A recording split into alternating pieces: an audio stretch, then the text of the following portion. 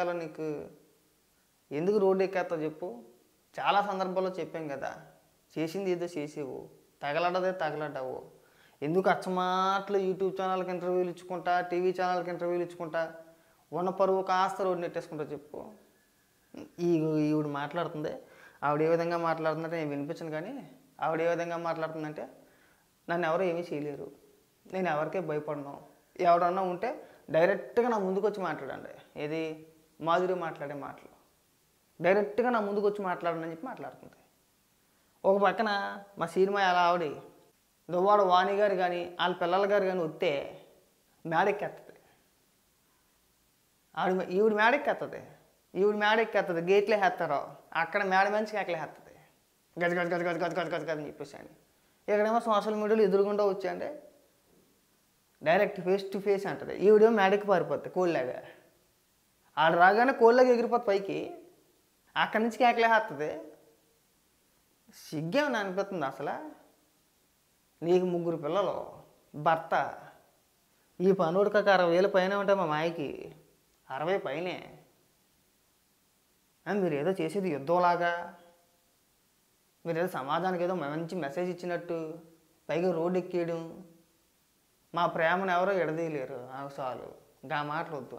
ప్రేమ దోమ ఇలాంటి మాటలు అసలు వద్దే వద్దు. మీకు సమాజంలో మొగమ్మ తుపుక్కు నుమ్మేస్తారని ఇంగిత జ్ఞానం కూడా లేకుండా కనీసం మనకు ఉండాలి కదా. ఎంత వయసు వచ్చింది, మా మాయకి 60,000 పైన వచ్చినాయి, 2 కూతుర్లు, ఒక కూతురు పెళ్లి చేసాడు, మనవరాలను ఎత్తుకునే టైం వచ్చింది ఆల్రెడీ. అనుకోవాలంటే ఇంక ఇలాగ అనుకోవాలా? ఇప్పుడు నువ్వేమన్నా చిన్నపిల్లవా అంటే కానే కాదు. నీకు పెళ్ళి అయింది, మంచి భర్త, 3 పిల్లలు, ఆ మహానుభావుడు ఇంకా మహానుభావుడు దండ పెట్టేయాలి అడిగితే. ఆ వార్త వచ్చిన తర్వాత కూడా అబ్బబ్బే మా మాధురి దేవత, ఏంటి అట్ట అంటారేంటి మీరు, నాకు తల్లి లాంటిది మా మాధురి అనేక ఆరోపణలు వేస్తారా మీరు? నా మాధురి అట్లాంటిది కాదు అన్నాడు. అమెరికా నుంచి ఒక వీడియో రిలీజ్ చేసాడు టీవీ 9కి. మరి బాబు అది కాదురా, జరిగే పరిస్థితి వేరే ఉంది, ఇక్కడ వేరేగా జరుగుతుంది. డైరెక్ట్గా ఒప్పేసుకుంటున్నారు వాళ్ళే మీడియా ముఖంగా. ఎవడో ఆరోపణ చేయట్లేదు, ఎవడెవడో ఆరోపణ చేయట్లా, డైరెక్ట్గా వాళ్ళే కదా ఒప్పుకునేది మేము రిలేషన్షిప్లో ఉన్నామని చెప్పేసి అని. పెళ్ళి కాకుండా మా సినిమాకి గిడాకులు అయిపోయినాయి అంటే లేదు, ఇప్పుడు నీకు గిడాకులు అయిపోయినాయి అంటే అది కూడా లేదు. మీరిద్దరు కలిసి ఉంటారంటే అక్రమ సంబంధం అని అంటారు, ఎవరు కూడా సక్రమ సంబంధం అంటారు కదా, మేము పవిత్ర బంధం అంటారు. అక్రమ సంబంధం అనకపోతే ఏమంటారయ్యా?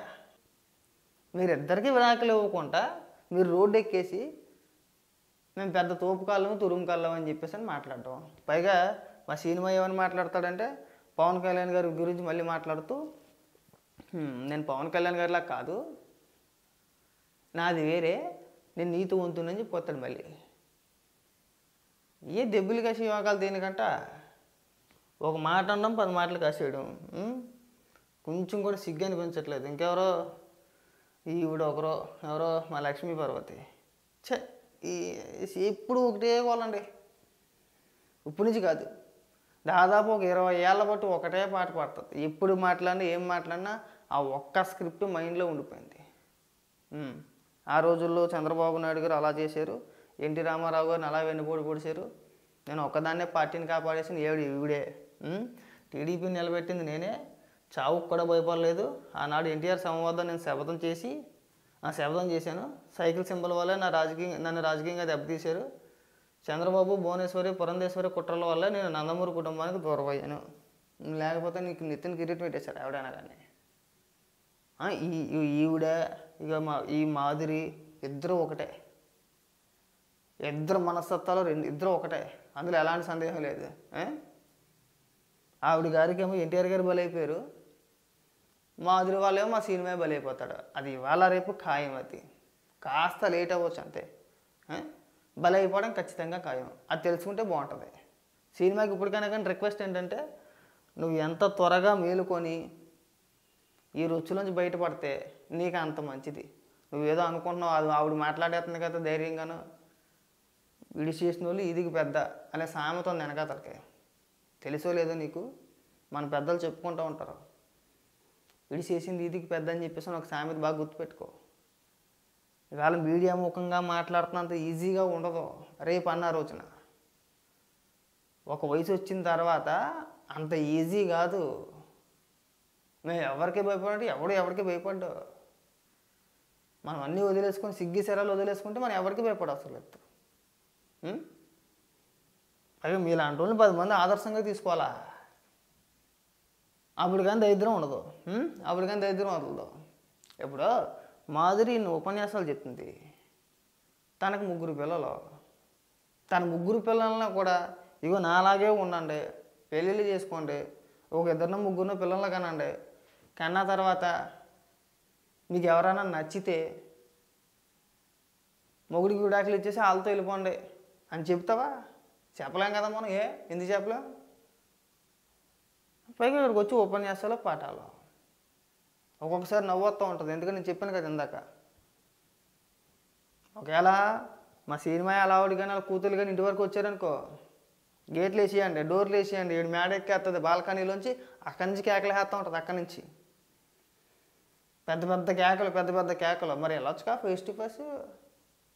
వాళ్ళ కిందనే ఉన్నారు కదా, వాళ్ళ గేడి దగ్గరే ఉన్నారు కదా, వాళ్ళ దగ్గరికి వెళ్ళి ఫేస్ టు ఫేస్ మాట్లాడవచ్చు కదా. పొర్లించేస్తారు కిందనేసి, నేలనేసి. అర్థమైందా? చింతపండు పచ్చడి చేస్తారు అక్కడికి వెళ్తే కనుక, అక్కడ కిందకి వెళ్తే. పైగా నేను సోషల్ మీడియాలో ట్రోల్ చేస్తున్నారని చెప్పేసి అక్కడికి వచ్చి పెద్ద మాటలు. ఎవడరా నన్ను ట్రోల్ చేసేది? నేను ఎవడో ట్రోల్ చేసేట్లా అగో చేపిస్తున్నారన్నమాట. సమాజంలో దొరికిన మరొక వజ్రం అని చెప్పేసి అని. నీలాంటి వ్యక్తులను 10 మంది ఆదర్శంగా తీసుకోవాలని చెప్పి చూపిస్తున్నమాట ఇక్కడ. నిన్ను ట్రోల్ చేస్తే వచ్చేది బొచ్చు ఎవరికి వచ్చేది ఇక్కడ? కాబట్టి ఇలాంటి పనికిమాల ఉపన్యాసాలు ఎవరికి ఇవ్వమాకండి. ఇలాంటి ఉపన్యాసాలు ఎవరికి ఇవ్వమాకండి. కాస్త ఈ మీడియాకి లేదంటే ఈ ఇంటర్వ్యూలకి ఎంత దూరంగా ఉంటే అంత మంచిది. మీరు ఎంత కెలుక్కుంటే అంత మీకే నష్టం. మీరు దూరంగా ఉంటేనే మీకు మంచిది. మీ పేరు పెద్దగా కనబడదు, మర్చిపోతూ ఉంటారు.